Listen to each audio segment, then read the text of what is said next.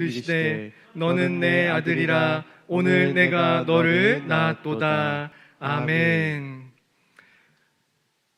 조금 긴 제목으로 세상 왕들의 도전, 또 시온의 왕에 대해서 한번 살펴볼 건데요. 오늘 본문인 시편 2편은 제목 그대로입니다. 세상의 군왕들이, 이방 나라들이 하나님께 도전하는 그런 모습이 나타납니다. 우리는 누군가가 하나님께 도전한다라는 말을 듣거나 그런 문장을 접하면 어떻게 감히 하나님께 도전할 수 있지? 라고 생각을 합니다. 그러나 잘 생각해보면 안타깝게도 사람이 최초로 하나님 앞에서 범죄한 이래로 그때부터 지금까지 인간의 역사는 하나님을 향한 도전, 반역, 이것들을 반복한 연속이었습니다.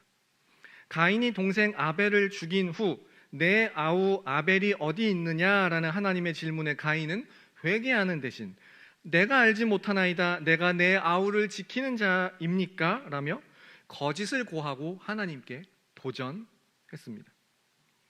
창세기 11장에 기록된 바벨탑 사건에는 감히 하나님만큼 높아지기를 원하며 하나님께 도전했던 그러한 인간들의 마음이 고스란히 그 사건에 담겨 있습니다. 예수께서 십자가에 못 박히시던 당시 단순히 하나님을 알지 못하는 이방인들이 아니라 내가 하나님을 믿는다라고 하던 유대인들이 도리어 앞장서서 예수님을 십자가에 못 박았습니다. 하나님을 믿는다는 사람들이 이제 시간이 흘러 그들이 하나님을 높이는 대신 교권, 즉 교회의 권력을 자기 것으로 사유화했고 감히 성직자의 권위를 성경보다 더 높였습니다. 이렇게 하나님께 도전했습니다만 약 1000년의 시간이 흐른 후 하나님께서 종교 개혁으로 답하시며 다시 하나님의 말씀이 높아지고 그때부터 지금까지 사람들이 하나님의 말씀을 향해 돌아갈 수 있게 하셨던 것입니다. 오늘날에도 예를 들면 차별금지법이나 일반적인 우리의 어떠한 물질 만능주의 등과 같이 하나님을 향한 우리 인간들의 도전은 계속되고 있습니다. 그러면 이에 대한 하나님의 반응은 어떨까요? 그리고 하나님을 향한 세상의 도전을 보면서 하나님 앞에서 우리는 어떤 삶을 살아야 할까요? 오늘 말씀을 통해 한번 살펴보겠습니다. 오늘 본문인 이 시편 2편은 총 12절, 12절로 쓰였는데요. 딱 3절씩 4부분으로 나누어 구분할 수 있습니다. 먼저 1절부터 3절까지는 세상의 왕들이 하나님께 도전장을 내밀며 시작합니다. 그 중에서 우리 2절과 3절 말씀 함께 읽겠습니다. 시작. 세상의 군왕들이 나서며 관원들이 서로 꾀하여 여호와와 그의 기름 부음 받은 자를 대적하며 우리가 그들의 맨 것을 끊고 그의 결박을 벗어버리자 하는도다. 아멘. 방금 보신 것처럼 1절 그리고 2절 3절은 이방 나라들, 민족들, 세상의 군왕들, 관원들 등으로 언급된 이 세상이 하나님의 다스림을 거부하고 하나님께 대적하는 모습으로 시작합니다. 어떻게 이럴 수 있는가 생각하실 수도 있겠습니다만 앞서 말씀드린 것처럼 이 세상은 죄를 범하기 시작한 이래 지금까지 감히 하나님을 향한 도전을 멈추지 않았습니다. 너는 나 외에 다른 신을 섬기지 말라라고 하나님께서 말씀하셨지만 정작 이 세상과 세상에서 사는 사람들은 어떠한 다른 신을 섬기며 하나님의 통치를 거부하는 것을 멈춘 적이 없었습니다. 이에 대해서는 심지어 하나님을 안다는 사람들도 예외는 아닙니다. 예를 들어 예레미야 5장 5절에서는 이렇게 말씀합니다. 제가 읽어드리겠습니다. 내가 지도자들에게 가서 그들에게 말하리라. 그들은 여호와의 길, 자기 하나님의 법을 안다 하였더니 그들도 일제히 멍에를 꺾고 결박을 끊은지라.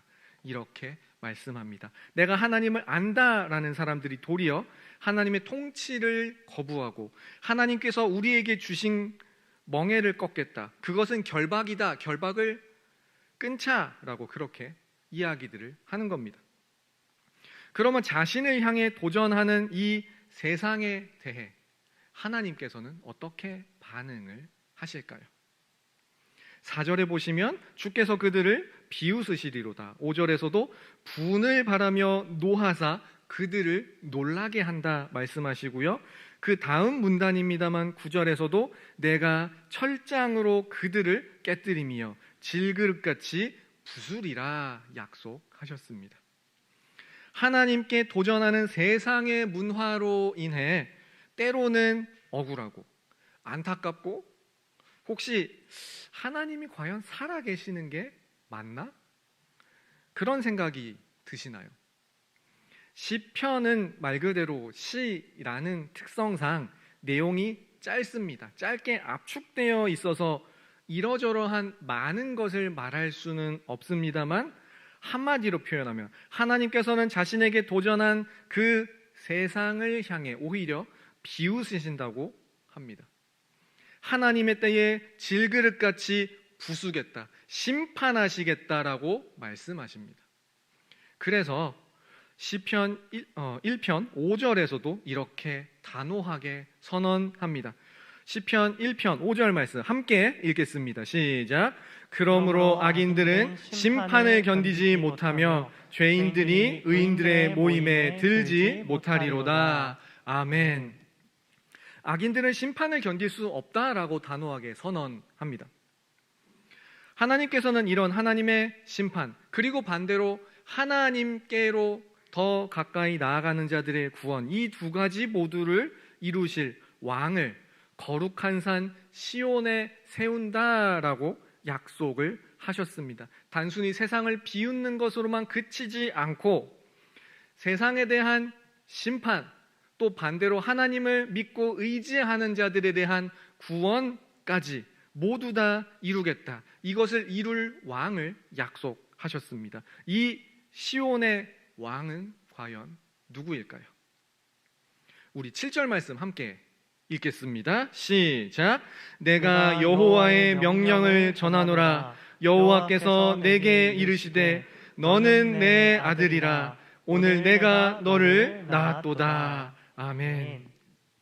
앞서 4절부터 6절까지에서는 하나님의 심판, 비웃으시며 심판하실 것, 또 구원하실 것에 대해서도 거룩한 산 시온에 세운 나의 왕에 대해 말씀을 하셨는데, 이제 더 구체적으로 7절에 너는 내 아들이다 라고 말씀합니다. 너는 내 아들, 하나님의 아들, 누구일까요? 바로 예수 그리스도이십니다. 방금 보신 이 2장 2편 7절 말씀은 예수 그리스도에 대한 예언의 성취로 신약 곳곳에서 인용이 됩니다. 한 군데만 살펴보겠습니다. 사도행전 13장 33절에서는 곧 하나님이 예수를 일으키사 우리 자녀들에게 이 약속을 이루게 하셨다 함이라. 시편 2째 편에 기록된 바와 같이 너는 내 아들이라 오늘 너를 낳았다 하셨고 라고 사도 바울을 통해 복음이 선포되었습니다. 하나님께서 하나님의 자녀들에게 약속을 이루셨는데 그 약속이 이루어지는 것은 다른 것이 아니라 방금 우리가 읽은 시편 2편 7절에서 너는 내 아들이다 라고 말씀하신 하나님의 아들 예수 그리스도를 통해 약속하신 그 약속을 이루셨다라는 겁니다. 하나님에게 도전하는 이 세상에 대한 심판, 그 속에서 하나님을 믿으며 하나님의 구원을 간절히 기다리는 주의 백성들을 향해 구원하심, 이 두 가지 모두에 대해 너는 내 아들이다 라고 말씀하며 이 땅의 왕으로 세우신, 시온의 왕으로 세우신 예수 그리스도를 통해 심판과 구원을 완성하실 것을 말씀한 겁니다. 특별히 우리 주님께서 다시 오시는 그날 재림의 날에는 그 심판과 구원은 영원히 완성될 것입니다. 그러면 우리는 영원한 심판과 구원을 완성하실 이 시온의 왕 예수 그리스도 앞에서 어떻게 살아가야 할까요? 우리 10절과 11절 말씀을 함께 읽겠습니다. 10절 11절입니다. 시작. 그런즉 군왕들아 너희는 지혜를 얻으며 세상의 재판관들아 너희는 교훈을 받을지어다. 여호와를 경외함으로 섬기고 떨며 즐거워할지어다. 아멘. 마지막 10절부터 12절까지는 이제 세상의 도전, 하나님의 반응과 이제 시온의 왕에 대한 약속, 그리고 마지막 이 네 번째 부분에서는 그렇다면 우리는 어떻게 해야 할지에 대해 말씀합니다. 세상의 군왕들과 재판관들을 향해, 그리고 우리를 향해 지혜를 얻고 교훈을 받으라고 말씀합니다. 세상이 우리가 얻어야 할 지혜, 받아야 할 교훈, 이것을 더 구체적으로 하면 11절입니다. 여호와를 경외함으로 섬기고 떨며 즐거워할지어다 말씀합니다. 여호와를 경외하는 것, 하나님을 두려워하며 섬기며 즐거워하는 것, 이것이 우리가 받을 지혜이며 교훈입니다. 잠언 9장 10절에서도 이렇게 말씀합니다. 여호와를 경외하는 것이 지혜의 근본이요 거룩하신 자를 아는 것이 명철이니라 말씀합니다. 나에게는 이런 지혜가, 나에게는 이런 비법이, 이런 노하우, 나에게는 이런 직장, 이런 사업체, 이런 가정, 이런 물질이 있기 때문에 잘 살 수 있어 라고 생각하시나요? 물론 제가 방금 쭉 나열하여 드린 어떠한 지혜, 비법, 노하우, 전문성, 이런 것들이 잘 갖추어져 있다면 내 삶에 굉장한 보탬이 되고 유익이 되는 것은 사실입니다. 잘 갖추고 개발해 나가야 하는 것 맞습니다. 문제는 내가 가진 지혜, 어떠한 비법, 노하우, 전문성, 그 어떠한 것들에 대해 이 세상 모든 지혜의 근본이신 하나님께서 나에게 주셨다라고 고백하며 하나님을 찬양하고 하나님과 더 가까운 관계를 맺어 가시나요? 하나님께서 내게 주신 것 때문에 하나님께 감사하며 12절과 같이 하나님께로 더 가까이 피하시나요? 아니면 내가 가진 것들을 오직 이것은 내 것일 뿐이다 라고 주장하며 하나님께 싸움을 걸며 도전하는 중이신가요? 이제 12절 말씀을 읽으며 오늘의 말씀을 정리하도록 하겠습니다. 12절 함께 읽겠습니다. 시작. 그의 아들에게 입맞추라. 그렇지 아니하면 진노하심으로 너희가 길에서 망하리니 그의 진노가 급하심이라. 여호와께 피하는 모든 사람은 다 복이 있도다. 아멘. 앞서도 언급드렸지만 여호와께 피하는 모든 사람이 다 복이 있다 말씀합니다. 예나 지금이나 세상은 여전히 하나님께 도전합니다. 그리고 이 도전은 주님께서 다시 오실 때까지 계속될 겁니다. 하나님께서 거룩한 산 시온에 세우신 그 아들 예수 그리스도께서 이 땅에 다시 오셔서 영원한 심판과 그 구원을 완성하기까지는 이러한 세상의 도전, 세상 왕들의 도전은 멈추지 않을 겁니다. 다만 이제 문제는 우리입니다. 우리는 주님께서 내게 주신 것에 감사하며 세상의 어떠한 거센 공격, 세상의 험한 문화 속에 살면서 하나님께로 피하려고 하십니까? 아니면 그런 세상의 흐름에 편승하여 내가 가진 어떠한 그것은 하나님 것이 아니라 내 것이라고 주장하며 하나님께로 도전하는 것에, 도전하는 편에 서 계십니까? 시편 2편은 이에 대해 하나님께 피하는 자, 여호와를 경외하는 자가 복이 있다라고 말씀합니다. 경외는 두려워한다라는 뜻입니다. 자신이 두려워하고 섬기는 그 대상을 향해 더 가까이 가고 더 피하게 되죠. 여호와를 경외함으로, 우리 하나님을 두렵고 떨림으로 섬기며 살아감으로 하나님께로 피하는, 세상 왕들의 공격에 대해 하나님께로 피하는 그 복을 누리는 우리가 될 수 있기 바랍니다.